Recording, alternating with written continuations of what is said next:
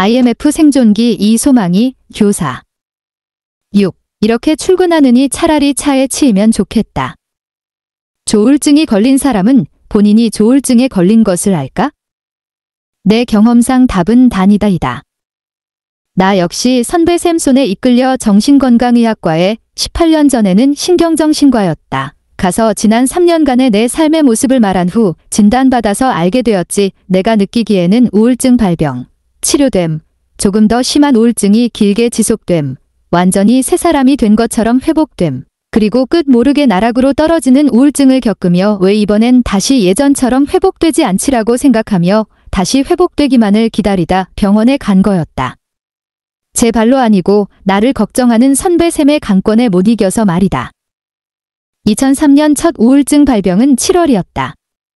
수업하기가 버겁고 교무실에 앉아있기가 답답하고 재미있는 것이 없고 즐거운 게 있다면 퇴근길에 가게에 들러 초콜릿이 잔뜩 묻은 과자, 빵을 사와서 개걸스레 먹는 딱 그 시간 정도만 즐거웠다.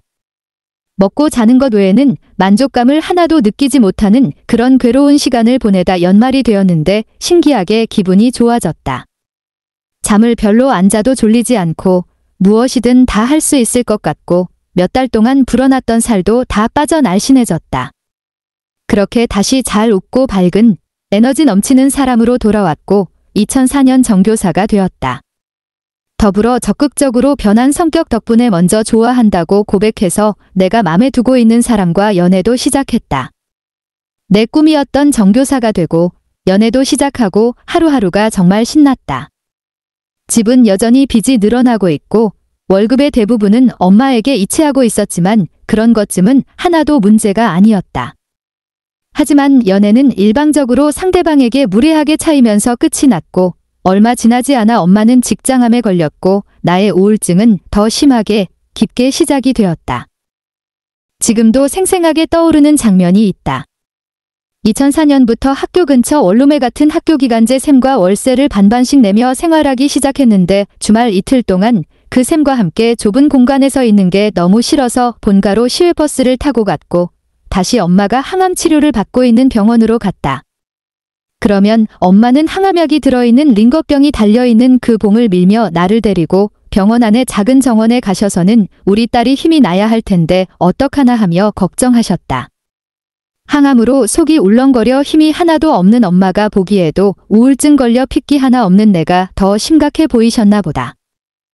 나중에 엄마한테 들었는데 내 걱정하느라 엄마 항암 치료는 힘든 줄 모르고 지나갔다고 우리 딸이 효년해 하셨다. TET. 그리고 괴로운 순간들이 대부분이었는데 그중 몇 가지를 꼽자면 꿈에 완전히 정상적인 컨디션으로 즐겁게 지내다 꿈에서 깼는데 여전히 극심한 우울증 상태일 때, 개그 콘서트를 멍 때리며 보고 있는데 내일이면 출근해야 한다는 것이 생각날 때, 점심시간에 나 때문에 식사 분위기가 어색할 때, 갑자기 늘어난 살로 한 달에 2-3kg씩 쪄서 4달 만에 10kg 이상이 쪄서 맞는 옷이 없었다. 옷을 사러 갔는데 내장 지방으로 불룩 나온 배를 가리기 위해 맘에 하나도 안 드는 재킷을 사야 할 때, 수업 종이 쳐서 교실에 들어가야 할 때, 공강 시간에 교무실에 앉아 있어야 할 때, 너무 괴로우니 죽고 싶은데 내가 나를 죽일 수는 없으니 차라리 차에 치여 죽고 싶었다. 몸에 콜레스테롤이 많이 쌓여 고지혈증이 와서 생리가 멈췄는데 그냥 심혈관계 질환이 심각하게 걸려 죽는 것도 괜찮겠다 생각했다. 이렇게 버티고 버티다 또다시 그 어느 날 갑자기 에너지가 마구 솟아났다. 운동이 하고 싶고 말하는 게 재미있고 행동이 빨라지고 살이 다시 쭉쭉 빠지고 그때는 다행이다. 이제 다시 회복되는구나 하고 좋아했다. 그런데 같이 자취하는 쌤이 나에게 선생님들이 걱정하는 거 아세요? 라고 물어봤다. 아니, 웬 걱정. 이렇게 신나는데? 그렇게 에너지 넘치게 새해를 맞았고 2005년 첫 담임을 맡게 됐다. 난 넘쳐나는 에너지로 학생들을 데리고 내 모교에도 그 옆에 학교에도 가고 밥도 민들레 영토에서 사주고 교실을 예쁘게 단장해 환경미화 최우수상도 받고 아주 신나게 첫 담임을 했다. 그러다 교회에서 착하고 잘생긴 남자친구도 사귀게 되어 사귄 지 5개월 만에 결혼을 했다. 첫 담임한 학생들이 교복 입고 불러주는 축가는 감동이었다. 이제 내 앞길엔 행복한 일만 기다리고 있구나 생각했지만 결혼한 지 2달도 안 되어 다시 깊고 깊은 우울의 늪에 빠졌다. 출근해야 하지만 일어나지 않는 나를 신랑은 옷을 입히고 밥을 먹이고 차에 태워 학교 앞에 내려주고 출근을 했다. 엄마는 일주일마다 한 번씩 밑반찬을 만들어 신랑 편에 보내주셨다. 신혼 초인데 신랑과 나는 대화도 없이, 몸의 대화도 없이 그냥 그렇게 하루하루를 버텨갔다. 운동이라도 하자고 헬스장에 억지로 끌려가면 운동할 때 소모한 칼로리보다 더 많은 양의 칼로리를 빵으로 채웠다. 신랑은 어느 날 이를 악물고 주먹을 쥐고 벽을 치며 눈에 눈물을 살짝 머금고 탄식하듯 말했다.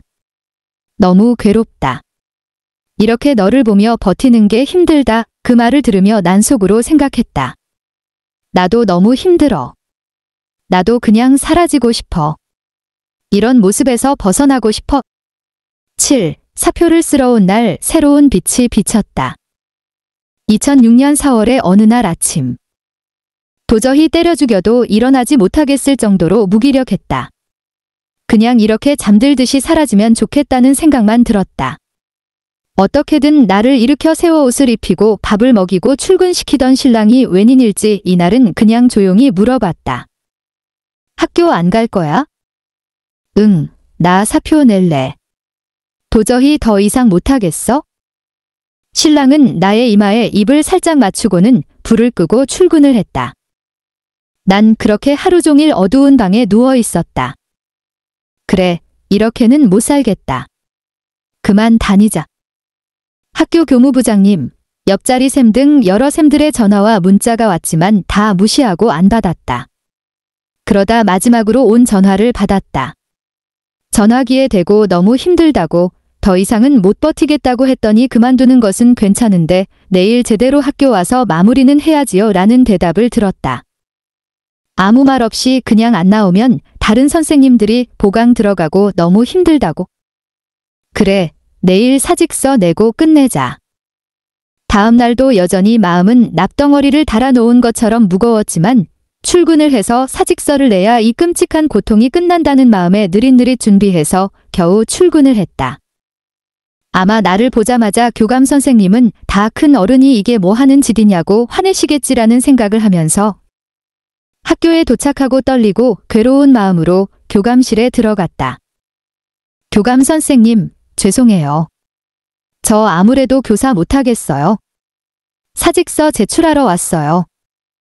공공 선생님, 많이 힘들었나 봐. 우리 기도합시다. 교감 선생님은 그렇게 말한 후 간절하게 내가 이 어두운 터널을 잘 빠져나가기를, 친정어머니가 잘 회복되시기를 기도해 주셨다.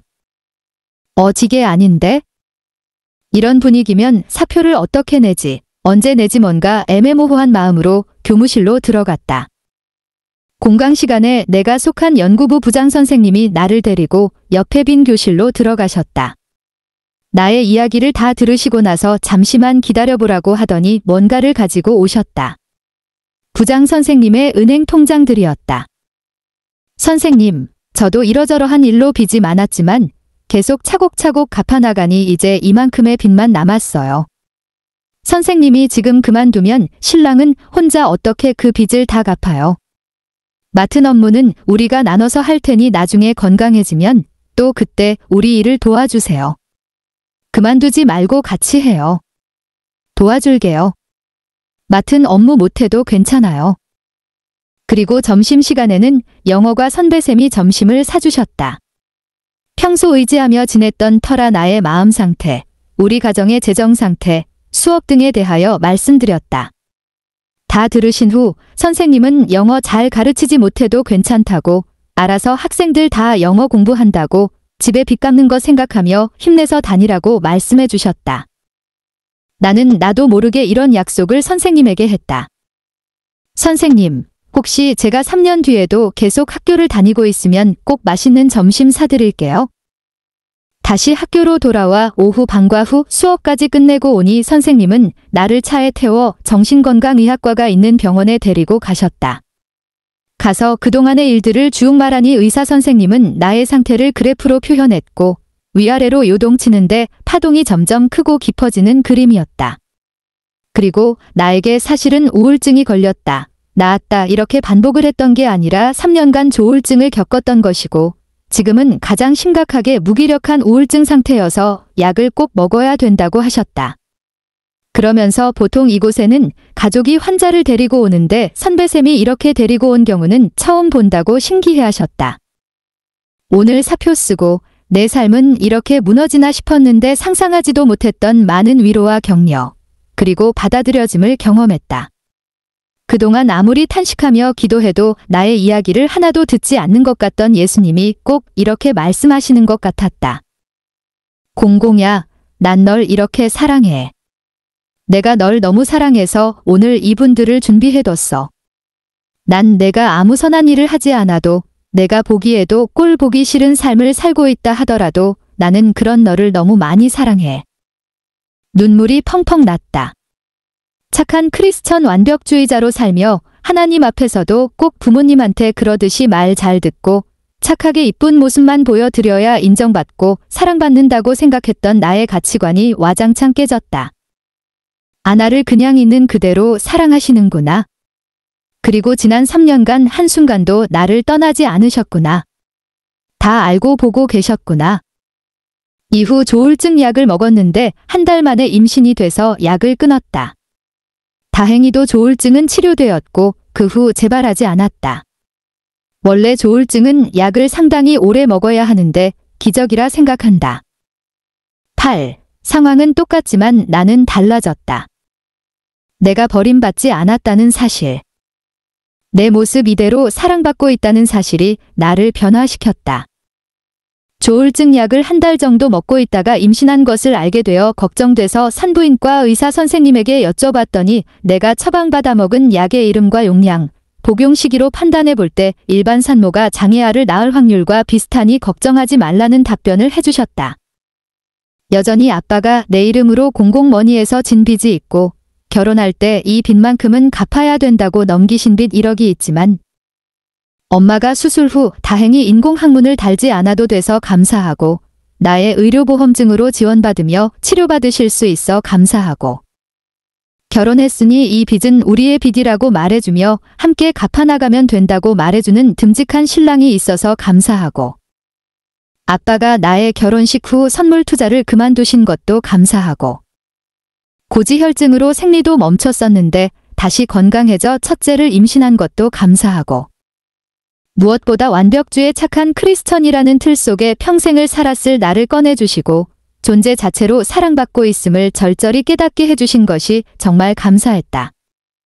아직 빚이 내 교사 초년생 월급에 비해 너무 많지만 그래도 다시 파란 하늘을 보며 팔에서 예쁘다고 느낄 수 있고 학교 급식을 먹으며 동료 쌤들과 도란도란 대화 나눌 수 있고 교실에 들어가 학생들을 사랑하는 마음으로 열심히 영어를 가르칠 수 있으니 그러면 됐다는 생각이 들었다. 이미 3년간의 조울증을 겪으며 차라리 죽는 것이 낫겠다는 마음으로 살아봤기에 경제적 빚만 많은 것은 하나씩 해결해 나가면 된다는 생각이 들었다. 이후로 난 거의 20년간 친정빚, 신랑 사업빚, 주택담보대출빚에서 거의 4억 원 이상의 돈을 갚았다. 이 이야기는 다음 연재 브런치에 할 예정이다. 9. 친정집에는 화장실이 집안에 없지만 그 후 친정은 이사를 갔다. 현금으로 산 아파트에서 빌라로 그리고 언덕 위 빌라로 이 집은 화장실이 집안에 없어서 1층에 있는 야외 화장실을 사용해야 했다. 겨울이면 엄마는 화장실에 밤에 가기 위험하고 춥다고 요강을 하나 사서 볼일을 보셨다. 난 마음이 짠하고 안타까웠는데 엄마는 빚만 많고 빌라에 살 때보다 지금이 차라리 마음이 편하다고 하셨다. 다행히 지금은 화장실이 집 안에 있는 방 2개와 거실이 있는 작지만 깨끗한 빌라에 사신다.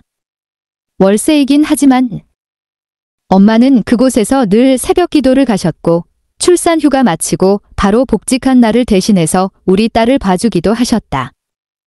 아빠는 선물 투자에서 손을 완전히 떼시고 도시락 배달, 간판가게 조수, 도시락 포장일 등 그동안 한 번도 해보지 않으신 일들을 묵묵히 배워가며 성실하게 해나가셨다.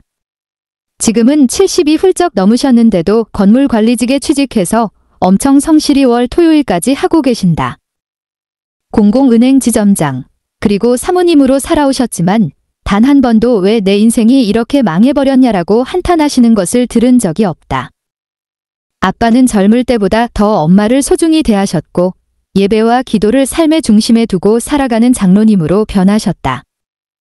돈만 생각하면 완전히 마이너스 인생이지만 아빠가 변하셨고 내가 변했으니 영혼의 관점에서는 완전 수지맞은 인생이지 않을까? 늘 미안해하는 아빠, 괜찮아요. 사랑해요. 아빠는 나에게 부채의식이 있으신 것 같다.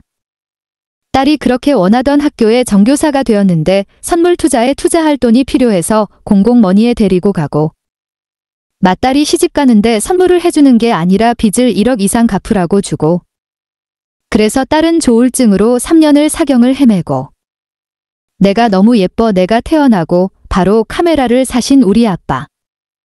사랑하는 딸의 가슴을 아프게 했으니 아빠도 많이 아프셨겠지? 상담을 받았는데 내 안에 착한 딸 컴플렉스가 있다고 했다. 아빠의 말에 잔이요 라는 대답을 못하는 딸, 그때 아니요, 싫어요?